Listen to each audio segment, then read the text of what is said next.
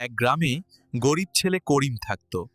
তার পরিবার খুব গরিব ছিল এবং তার মা অসুস্থ ছিল।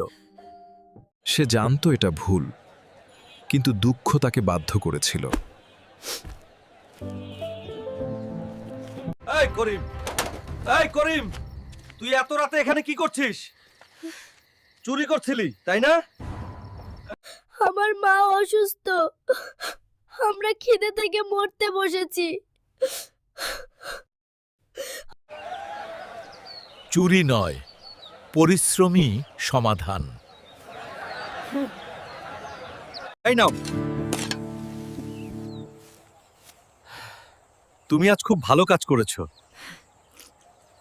ঈশ্বর তোমার মঙ্গল করুন। আমরা সবাই তোমাকে নিয়ে গর্বিত। দুঃসময়ে ভুল করা স্বাভাবিক, কিন্তু সুযোগ দিলে মানুষ বদলাতে পারে।